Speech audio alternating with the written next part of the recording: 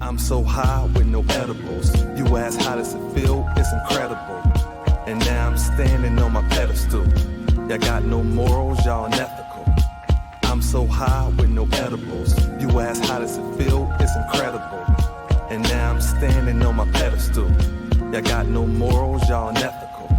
I got a baby face, call it. What's going on, y'all? This is Terrance. I'm going to welcome you to another edition of Terrance TV, presented to you by WTV over the digital airways of YouTube. Today, we're here to react to the controversy between Charles Barkley and JJ Redick.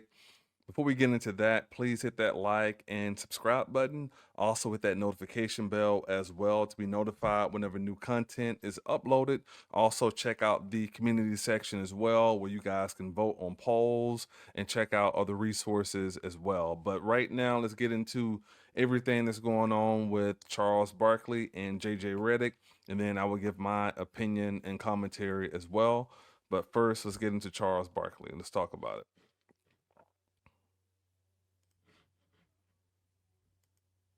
Julius Randle stepping back and knocking down a three. Yeah, there were a lot of threes shot tonight. Yes, nearly 100 combined between the two teams. 100 threes. That's right. Yeah, no, Ernie. You know what it is. It's Chuck's fault. Why? Well, 'cause some idiot named Jason Monroe said something about then. I heard JJ Redick said something about me. JJ, you better calm down, because when you come for the king, you better not miss. Did he name you specifically, or was he just talking about folks on? Look, well, I give my commentary at the end. On What TV. did he say? He said something about we're the reason people ain't watching this crappy product we got. I said, JJ, yeah, us, like we out there jacking up 103 tonight. JJ, I don't know Jason Monroe. I don't know who that is, but JJ, if you come for the king, you better not miss. 'Cause I can get you, brother. Because I got your Lakers games. You can't hide them flaws they got. You just a dead man walking. They got rid of Frank Vogel, who did a good job. They got rid of Darvingham, who did a good job. But you came out there thinking you were going to change things with that same ugly girl you went on the date with. 64-51 was your halftime score. As we get back to the highlights, and Rudy Gobert. So he came in there thinking, I can make this thing work. Hell, you can. 77-71. Put some makeup on that pig. Man, the Lakers are pigs. The Lakers stink, man. Oh, man, okay. Come on, man. Tatum, by the way, has Put some makeup. 19 and 14. Okay, 19 Joe, what'd you say? Put some makeup. Put some makeup on that pig. I'm JJ Redick. I can make this thing work. Please. Tico, please. Josh Minot right there with the big dunk as Minnesota comes back at him, and Dante DiVincenzo ties it up Way to go, at 94. I'm being a professional. You come for me, you better not miss. We heard that already. Okay. As Why did Tatum. it come for you? I missed it. We're the reason ratings are down. Oh, we the reason. We're the reason. Like we playing. We're only on an hour a day. Well, hey, listen, if me and on an hour a Shaq, week. that's exactly right. If me and Shaq played, damn, the ratings would be down. Look at Derek White. But in fairness, if me and Banking Shaq it a played, three. we'd be like the third or fourth best players on that Laker team right now. That is the last gasp for Minnesota. LeBron, AD, LeBron, AD did. Chuck, get in the game. Shaq, get in the game. Damn bombs out there. But it's Frank Vogel and Darvinham's fault. How did we go there I'm from talking tired of about these people Minnesota jacking up and 103 Boston? saying we're the reason ratings are down. 30 seconds to another three-point shooting contest. What are the lotto numbers for next month? That's what Damon said. Damon, stop it, man. I got to be able to see, fool. Oh my gosh! All right, Tell us how you really feel. This is a big game for the Sixers, Cerny. They need to win this game. Yeah, see, now we get back to where we started. See, I don't bother nobody. But if you hit me, I'm going to hit you back. All right, so that's Charles.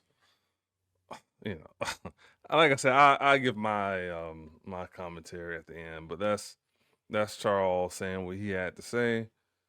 All right. All right, now let's get into JJ's response. And then I give my opinion at the end.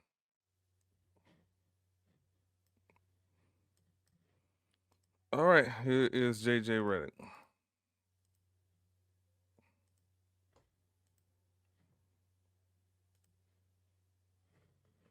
Okay, and then second thing is, yesterday there was a viral clip of Charles Barkley taking some shots at you for your analysis of the NBA media sphere and how the game is covered. Did you hear that? I assume you did, based on your Yeah, I got a random text from somebody after the game. I went to look at my phone and says something about Charles Barkley, and I'm like, huh?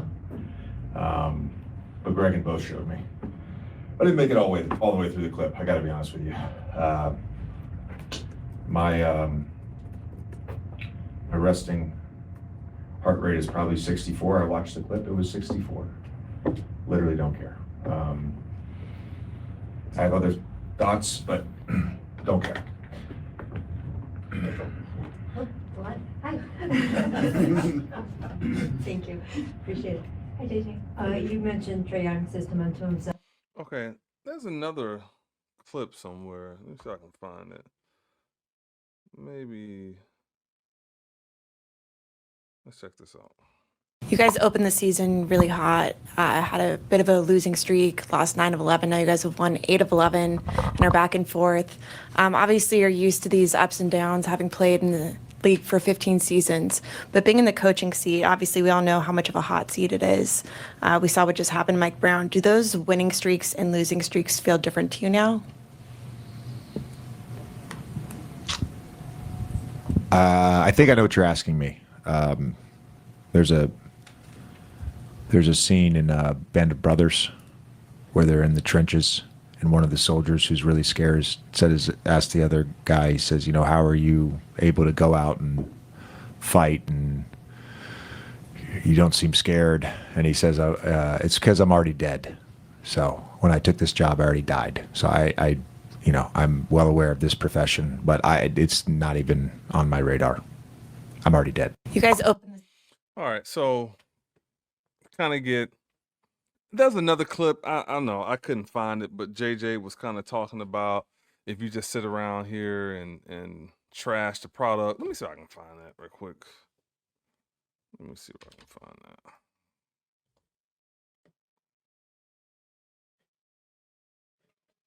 Let me see if I can find that. This is big. Oh, come on.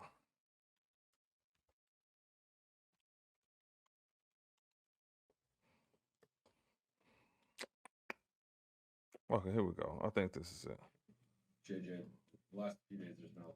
All right, here we go. All right, let's check it out.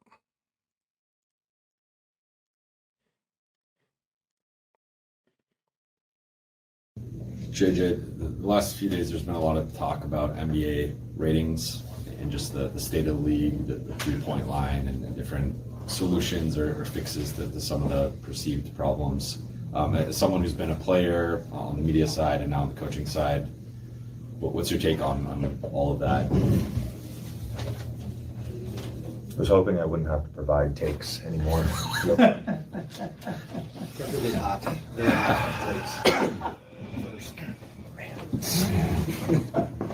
I'll try to be brief here. I said the other night, I don't think the league is as homogenized as a lot of people make it out to be. There are certain rosters and certain players that, because of their skill set, it makes sense to shoot a lot of threes. What I think gets lost a little bit in the amount of 3-point attempts is what has been taken away, which is a steady decline in long twos. I checked this last year, so don't quote me on this, but what has increased along with 3-point volume is points in the paint. So the 3 has allowed more space for people to actually score at the rim and score in the paint. So that's the strategy. In terms of the ratings, there's a lot of probably whys. I would speculate some of it is streaming. Some of it is the fact that in my own household, we have YouTube TV and that we don't have Spectrum right now. We have Spectrum Wi-Fi, but not Spectrum cable. And my family can't watch Lakers games that aren't nationally televised. I do have a free account from Spectrum. I'm just too lazy to set it up. Clear on that. Spectrum has been very good to me. You probably send somebody out there. Yeah, but my point to that is, in my own household, I have 9 or 10 subscriptions. I lose my password to all of these. I think with the death of cable, people unplugging and then relying on streaming networks, I think it's not easy to watch an NBA game, to find an NBA game. I think that's part of it. Maybe that's a small percentage of it, but that's certainly a factor in all of this. And I've told Adam this, so I'll say this again. I don't think we as, and by we, I was part of it, we as the sort of national partners have done a good job of storytelling, of celebrating the game.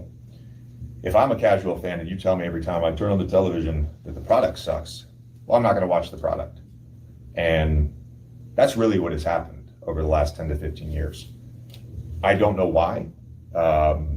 It's not funny to me. Nothing is entertaining to me. This game should be celebrated. I've watched the league evolve. I'm in this league right now. I can tell you without fact, or with fact, that the league is more talented, and not just raw talent. The league is more talented and skilled than it was 18 years ago when I was drafted. That's a fact. There are more players that are excellent. There are more teams that are excellent. I heard when I played for, I don't know, 4 or 5 years, well, why don't we even play the regular season? We know who's going to be in the finals. Well, guess what? We have parity now.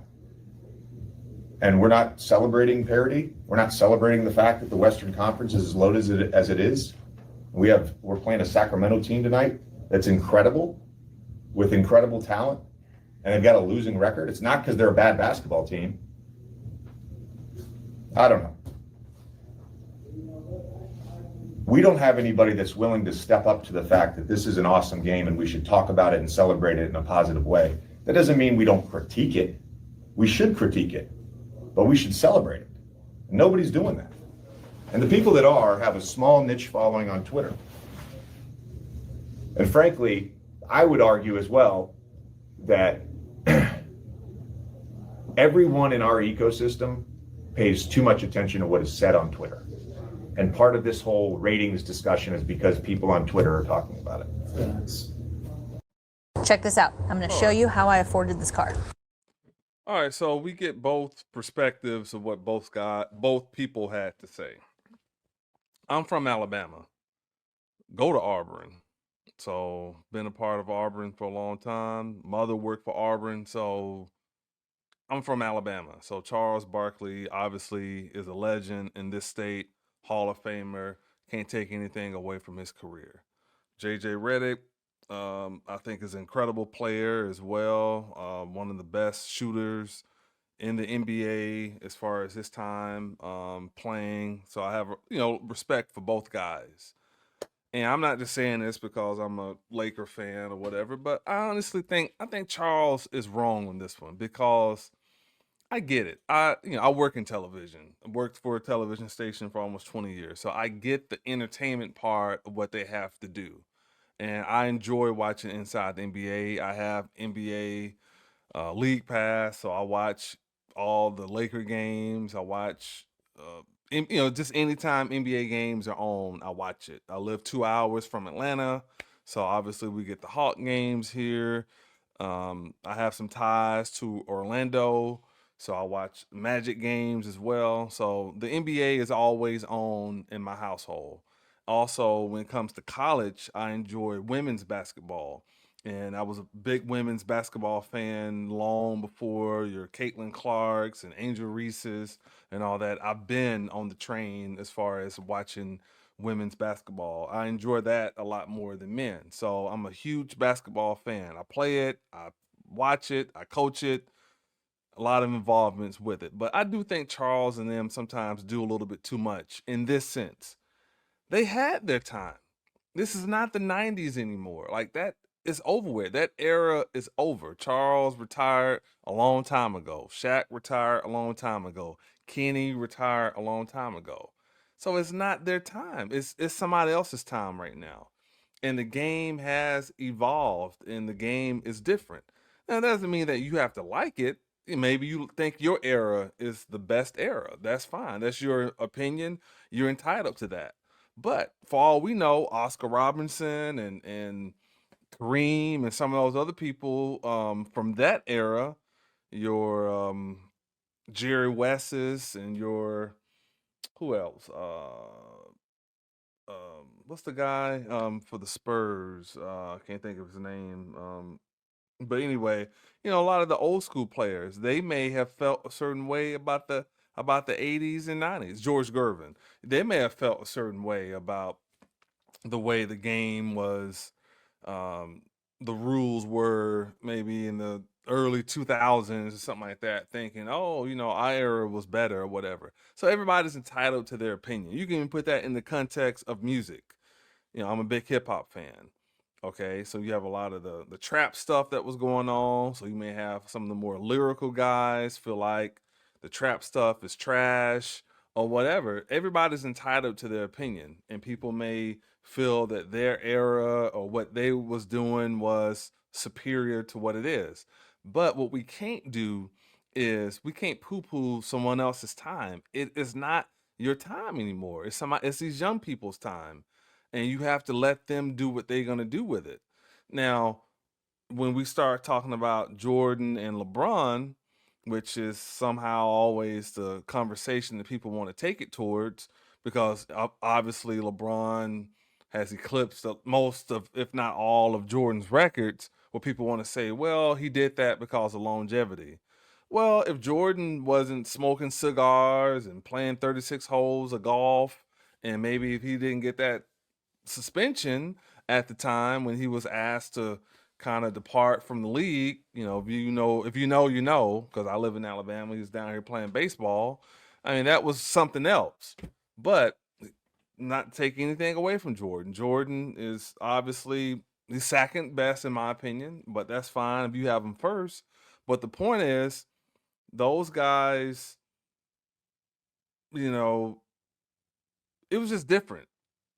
It was just different because obviously, Jordan staying up all night, gambling, going to casinos and stuff like that. But now you have to travel. Now you got these back-to-backs, and because of the TV schedule and revenue, and people want to argue about it was more physical back then, but you only get 6 fouls. So how physical can you be? So I do kind of lean towards the skill, in my personal opinion. I think the players are more skilled today than they were back then. Now, because of my age, I'm 42 years old, so I'm in the middle. I grew up, I watched Jordan. Me and my granny watched Jordan win his first championship. I was 9 years old. So I'm in the middle where I've seen both. I've seen this era, I've seen the Kobe, the 2000 Allen Iverson time, and I grew up during Jordan's time. I've seen Michael Jordan play in person before. So it's just a matter of preference. But I think the game does need to be celebrated. And I do think what happened in the 90s, it happened. But we have to evolve and just get along with what it is now. Now, do I think too many threes are being shot? Yeah, sure. But that's just the evolution of the game. The game does at some point get more physical during the playoffs, and we've seen circumstances where, take the Houston Rockets for example, when James Harden for what 3-4 years was cooking, just going crazy in the regular season, but in the postseason you saw some of those struggles happen where fatigue, the the game slowed up, and he wasn't as as elusive in the playoffs as he was during the regular season. So I mean, I get where both guys are coming from, but I just think Chuck and them have to realize that they had their time. Their time is gone. And it's somebody else's time right now. And you let these guys play the way they're gonna play. LeBron has been, part of the NBA. He's in his 22nd year. In my opinion, seeing him play on a night basis, honestly, I think LeBron could honestly play 2 or 3 more seasons. Seriously, I think he will. So, and maybe that's something that guys hate. Oh my God, he's gonna maybe be close to, 47,000 points by the time he retires or something. But, you have to look at it in context. I'm not gonna, you know, punish him because he chose to be disciplined. He chose to eat healthy and eat salads and take naps and rest and stuff like that, while maybe these guys were gambling, going to the casino and stuff like that. So they chose to do that. So everyone has to live with the decisions that they make.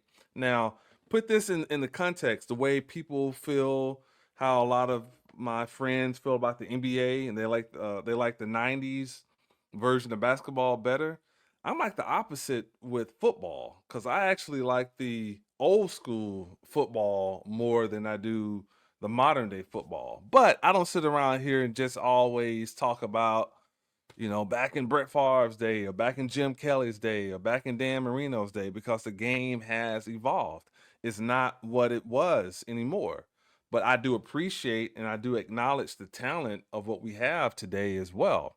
The reason I'm not as crazy about college football anymore, and it has nothing to do with the NIL. They took the joy out of it for me, as far as the with the computer system. There's just too many politics. I mean, I've seen years where Auburn would run the table, and what was it, one year that they couldn't get into the playoff because of Oregon, and then there was another time that I know they had some type of probation situation that had encountered. Now, I do think Auburn does a lot of dumb things to shoot themselves in the foot, but man, you want to talk about scandals and you want to talk about stuff. I mean, I lived in Columbus, Ohio for 7 years, so don't even get me started about stuff I know was going on at Ohio State with their coach. The same coach who was in Florida as well, Urban Meyer. So come on, man. I mean, it's like, you know, I think we kind of pick and choose what programs we want to have smoke for. But if we really want to open up Pandora's box, it's a lot of drama going on in college sports. But I think Charles and them don't even want to open up that Pandora's box as well. Where they point shaving, gambling on games and stuff like that, which I think was happening. So again, I respect Charles, but come on, man, you're doing a little bit too much. And as far as the Lakers go, I mean, as bad as people want to say that the Lakers are, I can show you right quick. The Lakers right now, they are, let me blow this up more. Okay.